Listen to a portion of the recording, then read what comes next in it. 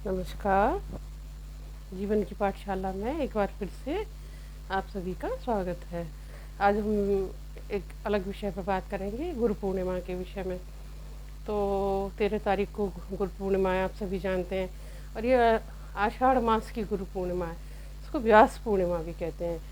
तो पिछले साल भी हमने इसके बारे में एक छोटा सा वीडियो बनाया था, लेकिन वो बहुत संक्षिप्त था। आज इसके बारे में डिटेल में चर्चा करेंगे। तो महर्षि वेद व्यास के विषय में तो हम सभी जानते हैं, भगवान विष्णु का अवतार थे और ज्ञान को प्रतिष्ठा दिलाने के लिए, पुनर्प्रतिष्ठित करने के लिए महर्षि वेद व्यास ने भारत भूमि पर अवतरण लिया। इसके बाद इन्होंने क्या किया कि वैदिक जो पूरा संपूर्ण वैदिक ज्ञान था उसका डिवीज़न किया, उसको विषय वस्तु के अनुसार अलग अलग उसका विभाजन किया और 18 महापुराणों की रचना करी। इन्होंने इतना साहित्य लिखा है, इतना लिखा है कि इनको सर्वश्रेष्ठ गुरु माना जाता है। तो महर्षि वेद व्यास का ही जन्म दिवस है आषाढ़ मास की गुरु पूर्णिमा। तो इसलिए उनको प्रणाम करने के लिए और उनका आशीर्वाद लेने के लिए इस पूर्णिमा को गुरु पूर्णिमा के रूप में मनाया जाता है। और ब्रज क्षेत्र में तो इसको मुनिया पुनो भी कहते हैं, यानी जो गोवर्धन क्षेत्र है वहाँ इतना बड़ा मेला लगता है, लोग अपने गुरुओं को प्रणाम करने जाते हैं कि लोगों के सिर से सिर टकराते हैं, इसलिए उसको कहते हैं मुड़िया पूनो। तो गुरु का हमारे जीवन में बहुत अधिक महत्व होता है। जिसका कोई गुरु नहीं है उसका मोक्ष नहीं होता है, ऐसी मान्यता है। तो इसीलिए गुरु को धारण करने की परंपरा है भारत भूमि में। और गुरु का मतलब है कि हमारे सर पे किसी का वरद हस्त आ गया। तो कैसी भी प्रवृत्ति का शिष्य हो, लेकिन गुरु का सर पे हाथ आते ही, गुरु का हाथ हमारे सर पे आते ही हमें अलग तत्वबोध की प्राप्ति हो जाती है। गुरु अपनी कृपा कर देते हैं तो हमारे लिए संपूर्ण ज्ञान प्राप्त करना सुलभ हो जाता है। और गुरु का ऋण बहुत बड़ा होता है, उसे अवश्य चुकाना चाहिए इसी जीवन में। तो कैसे चुकता है गुरु का ऋण? उनकी आज्ञाओं का पालन करके, उनकी शिक्षाओं का अनुपालन करके, उनकी शिक्षाओं का प्रचार प्रसार करके, और उनकी जो अभिमत है उनका, उसको आगे लोगों तक फैला के। तो ज्ञान का हमेशा प्रसार करना ही होता है, वरना आप अपने गुरु से के ऋण से मुक्त नहीं हो पाते। आपने किसी से सीखा है, आप किसी और को सिखा दीजिए। ये गुरु के ऋण से ऋण होना, ये बहुत ज़रूरी है। एक बहुत पुरानी कहानी हमें याद आ रही है कि एक व्यक्ति था, एक पेड़ की शाखा पे 2 जीवात्माएं बैठी हुई थीं। तो एक व्यक्ति उसमें से एक जीवात्मा, व्यक्ति तो नहीं, एक जीवात्मा ब्रह्म राक्षस की योनि में चली गई। तो उसने कहा कि साथ बैठे हुए जीवात्मा से कहा कि पीछे आगे हटो, क्योंकि मेरे शरीर में बहुत जलन हो रही है और पीड़ा हो रही है मुझे। तो उसने दूसरे ने पूछा कि दोनों ऊर्जा रूप में थे, है ना, सूक्ष्म शरीर कह लीजिए, जीवात्मा कह लीजिए, जो भी उचित लगे, उनका स्थूल शरीर नहीं था। तो दूसरे ने पूछा कि तुम्हारे देह में पीड़ा क्यों है? उस व्यक्ति ने कहा कि मैं अपने गुरु से के ऋण से मुक्त नहीं हो पाया, तो इसीलिए मेरे शरीर में पीड़ा हो रही है। और यद्यपि मैं एक बहुत ज्ञानी ब्राह्मण था, लेकिन मुझे अपने ज्ञान का अहंकार हो गया था और मैंने अपने गुरु के ऋण को नहीं चुकाया।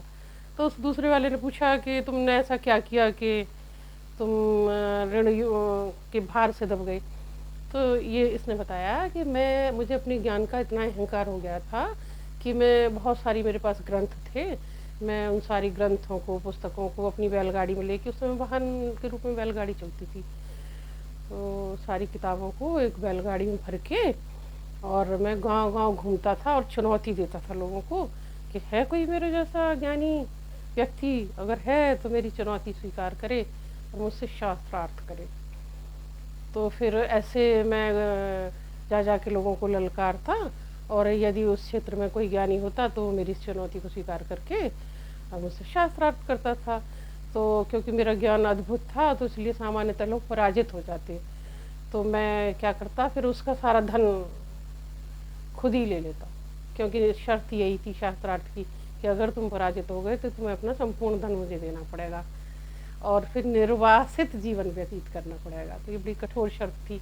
तो जो व्यक्ति हार जाता था फिर वो बड़ा दुखी हो जाता था, क्योंकि उसका सर्वस्व अपहरण कर लिया इस व्यक्ति ने। अब क्या हुआ कि ये ऐसे ऐसे करते हुए वीडियो बनाने में पसीने आ जाते, तो पंखा ये सब बंद करना पड़ता है ना, कूलर, क्योंकि फिर उसकी आवाज़ होती है। तो